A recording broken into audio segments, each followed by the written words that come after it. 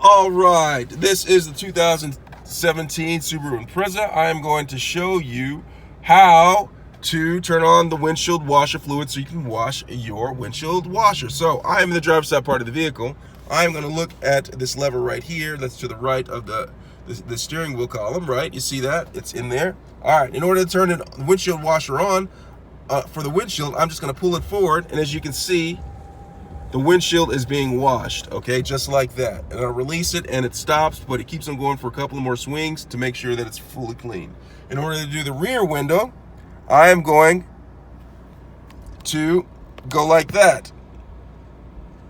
And as you can see in the rear, it's washing the rear windshield, okay, or the rear window. And I'll turn it off right after that. So that's how you turn on and off the windshield washer fluid so you can wash your windshield and rear window. Let me know if you have any questions. Thanks a lot for watching.